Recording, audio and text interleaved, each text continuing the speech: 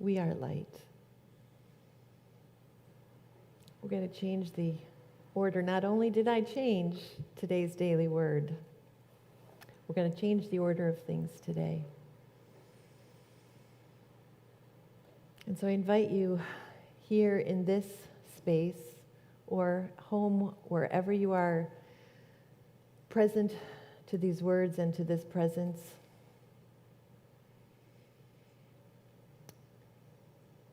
to allow your breath, the breath of God, the breath of light, to expand your awareness of the room that you're in.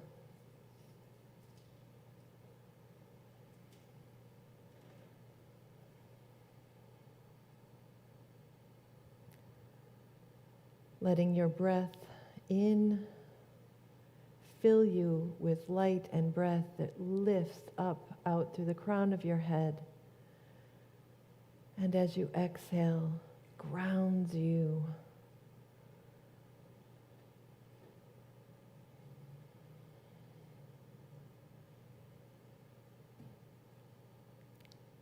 The breath that creates spaciousness in our inner room.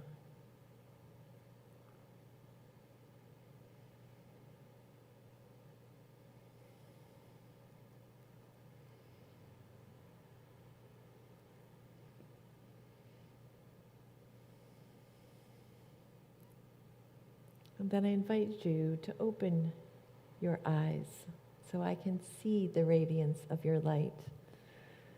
We will have a time of meditation at the end of my talk today. And seeing the light in your eyes will give me the light and the lift I need to stay in the spaciousness of that bigger room. As I said, that lovely coffee house last night, it was filled with light. It was a celebration of light and laughter. The Board of Trustees singing with holy foolishness and delight. There was dancing. There was poetry. There was a talking safety cone.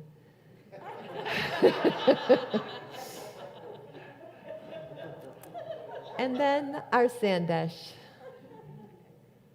who just with great grace and beauty, and 4 valiant volunteers, 5 actually, 4. He was the 5th. The 5th was the chair. We were privileged to witness what our minds can do. And in his experiential experiment with us, which I won't repeat because I won't do justice to it, although it will stay with me, I really felt inspired to shift the talk I had planned. To have it, I hope, be a bit of an experiential experiment.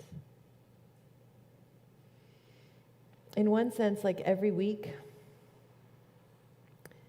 the message of a Sunday that I share is the revelation for me of my own spiritual journey of the week and all that led up to it. As I've said, it's the wrestling I do, it's the praying I do, it's the pacing I do, sometimes it's the crying I do.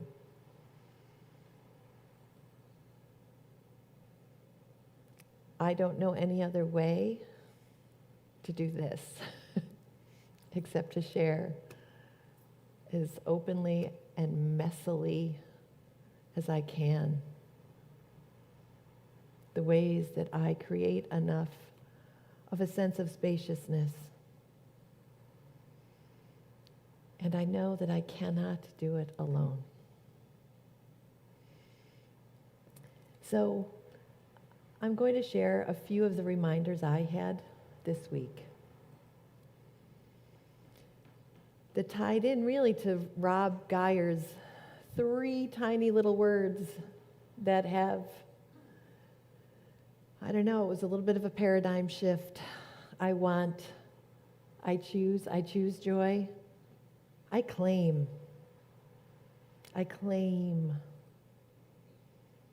So what happens when we claim joy? I claim joy and sorrow. I claim light and shadow. I claim the tiny room, and I claim the big room. I claim blessing what is, just as it is, not how I want it to be, but how it is. And I claim the blessing of the infinite possibilities of what can be. I claim my broken, open heart.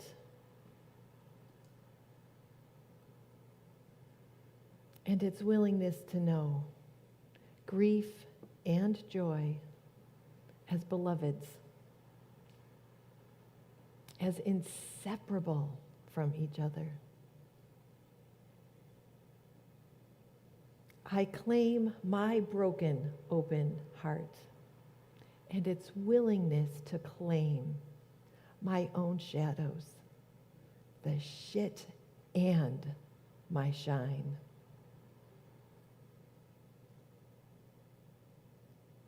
Somebody said to me this week, I want what you have. You are smiling all the time. You exude joy. I want what you have. I'm like, Take it.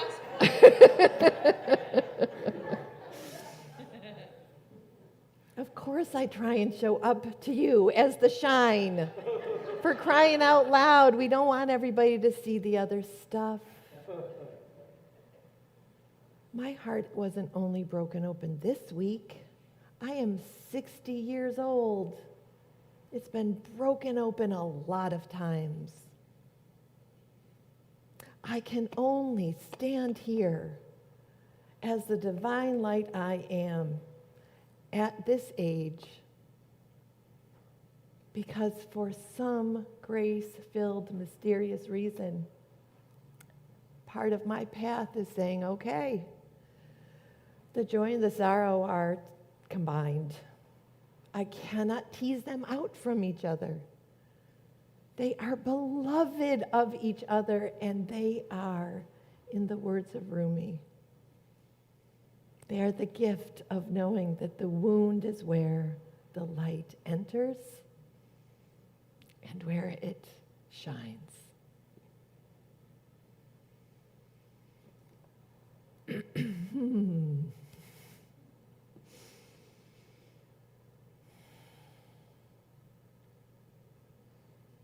Been also, though, an interesting week. On Wednesday night, as part of which I've mentioned before, that class that some of us are taking through the invitation of the Focus Church group on Christian nationalism and what is at stake with understanding that term and how it is at play in our moment in history, this crazy time of which there have been eons. And the conversation that night,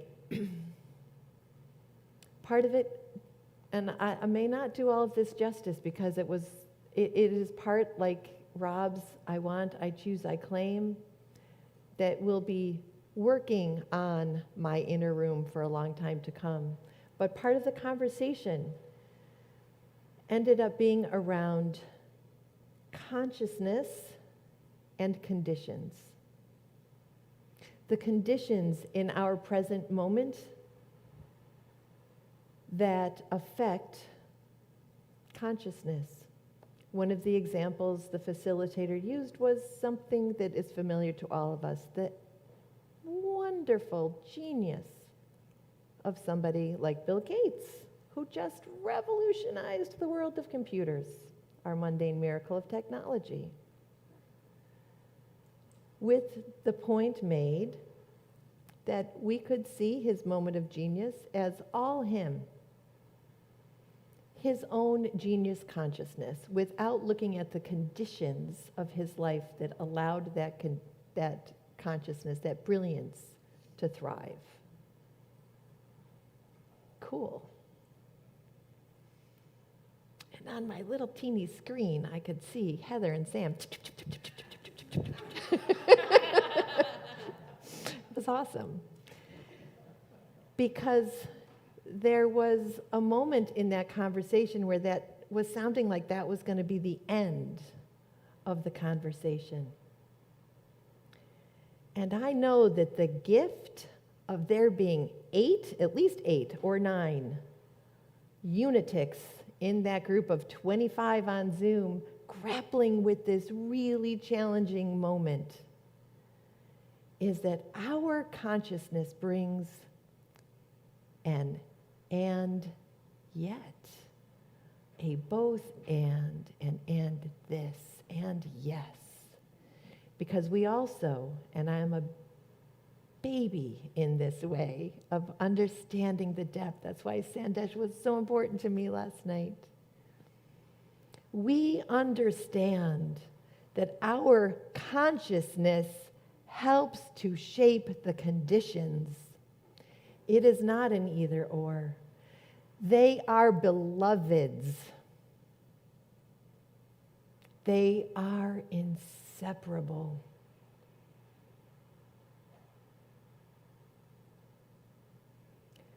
We may not be able to go back in time in this realm to change the moments that we so desperately wish we could change.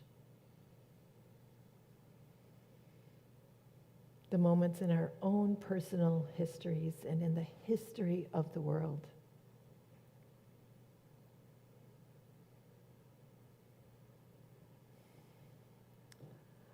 Last night, I did a deep dive down Tyree Nichols' photography website. I could not bring myself to watch the video of the violence that was done to him.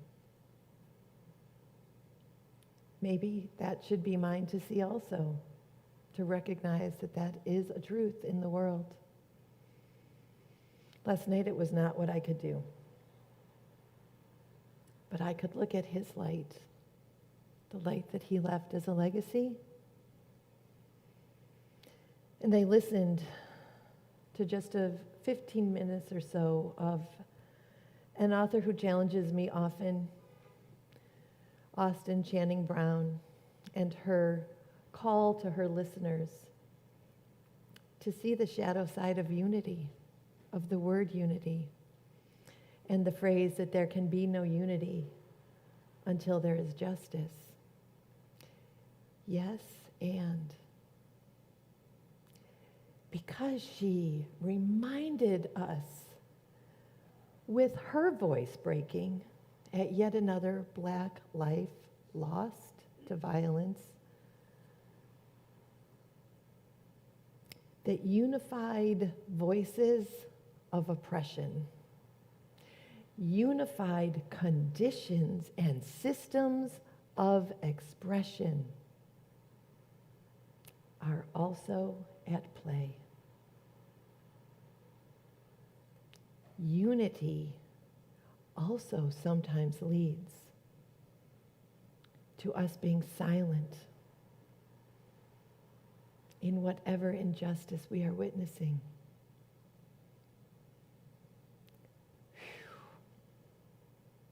It was hard to fall asleep last night.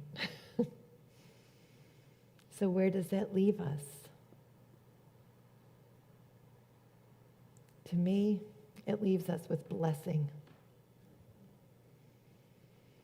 On Thursday night at our board meeting, I had one of my own moments of meltdown, when the shine and the grace and the joy and the remembering that we are just here to remind each other of our grace and our beauty and our presence flew out the window.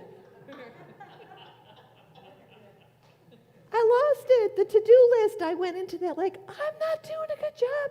I should have. Ah! And I started crying. And the board members that were left online did a holy wow on me. Heather may or may not have used my own opening prayer on me to slow us down.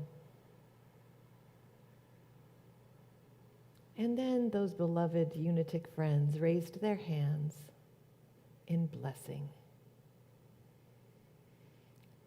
And we just made space in the room we were in with the reminder that the to-do list is never gonna get done. That's not the point. That's not the point.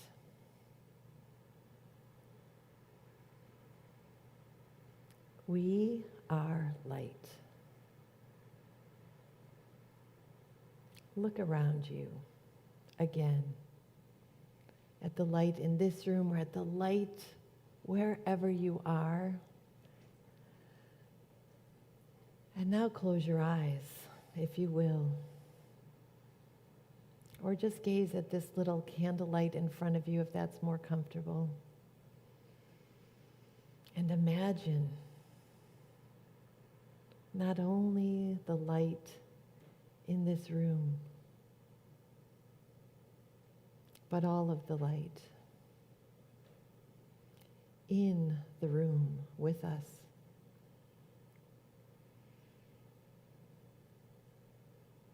And by way of meditation, I'm going to share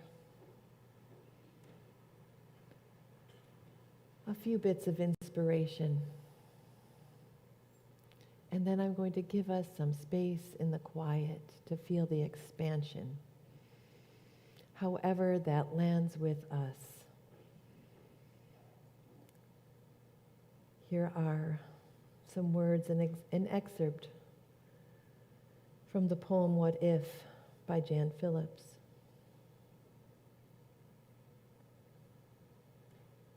What if the real truth of your life is that you came to be a mighty light? And when you left those radiant beings at the gate, waving and cheering you on, you promised you wouldn't forget where you came from. But look at you now, hanging by a thread every day, wondering if it even matters. What if you closed your eyes and sat still for a while?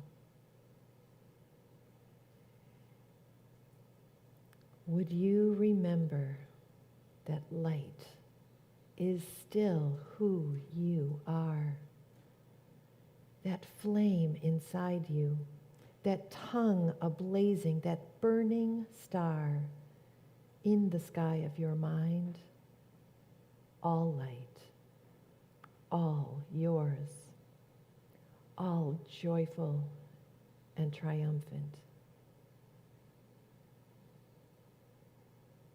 What if you closed your eyes and sat still for a while?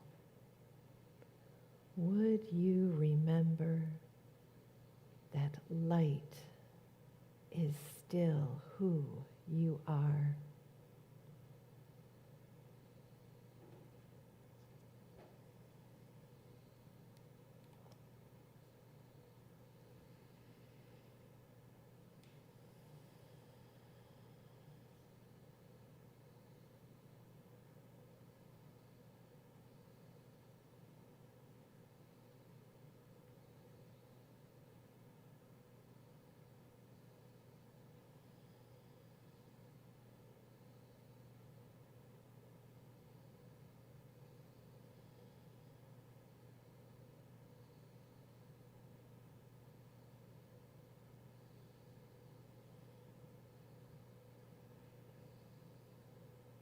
And from Marianne Williamson,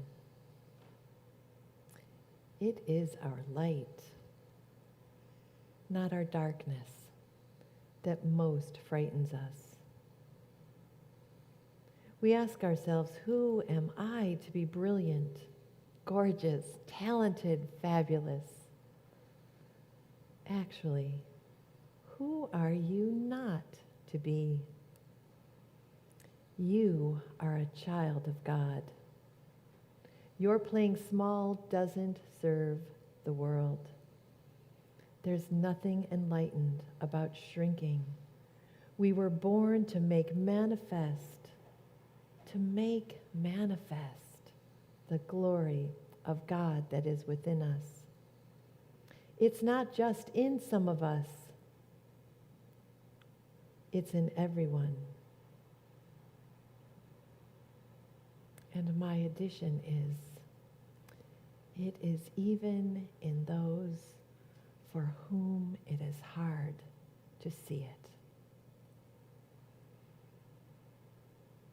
As we let our own light shine, we unconsciously give others the permission to do the same. As we are liberated from our own fear, our presence liberates others.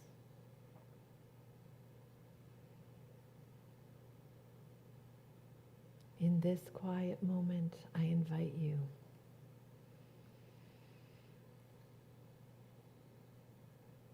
to make peace with the beloveds of your own shadows, the fears, the failures, and your shine, your magnificence,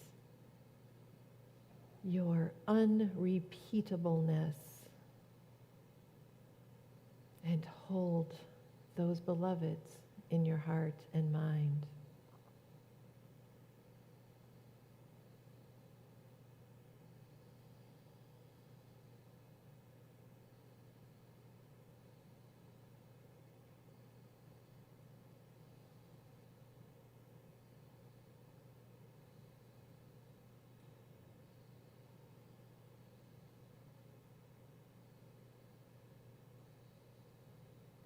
Feel the expansion of the room that you are in.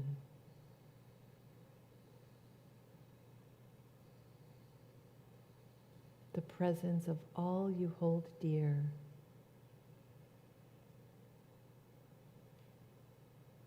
The presence of every broken heart beating next to yours.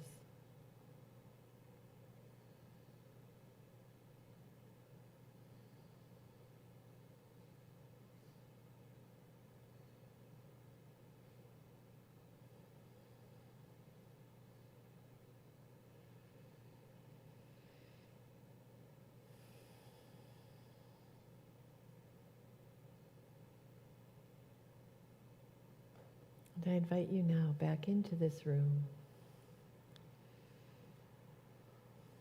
to however spacious it feels at this moment, into one last reminder before our music group prays us by song into a reminder. In Unity magazine, in the November-December issue, there was a little, I don't know if it's a regular column. I have to check, Dennis. But there was an asking and answering question to Dr. Tom. And it was about prayer. Is prayer to God, from God, or as God? So Dr. Tom answered, reminding the reader and the readers, and now all of us, that he is speaking as one Unity minister and a theologian, but not as the official voice of Unity. But this was a powerful presence to me before I share a prayer with you. In the 70s, Unity prayer language shifted profoundly. Quite a few teachers today seem uncomfortable with a pray to God orientation, preferring to affirm the divine within, the pray from option or the oneness approach.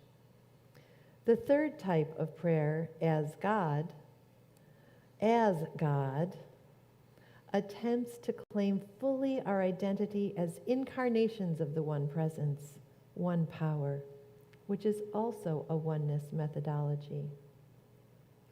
I would argue that all three orientations, which author Ken Wilber has called the three faces of God, have equal value.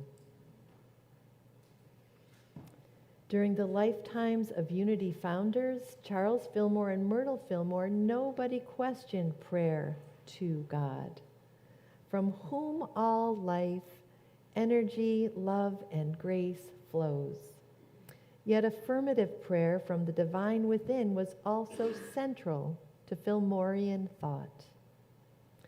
Divine prayer energy might come from within, but it goes forth and finds communion with something greater in the cosmos, of which we are all a part. And so as our closing prayer of this time of message and meditation, however messy it was, I invite you to the words of a Benedictine nun that I then used as my loving pushback on Wednesday night that have stayed with me too. May God bless you with discontent at easy answers, half-truths, and superficial relationships, so that you may live deep within your heart. May God bless you with anger at injustice, oppression, and exploitation of people, so that you may work for justice, equity, and peace. May God bless you with tears to shed for those who suffer, so that you may reach out your hand to comfort them and turn their pain to joy. And may God bless you with enough foolishness to think you can make a difference in this world, so you will do the things which others say cannot be done. And so it is. Amen.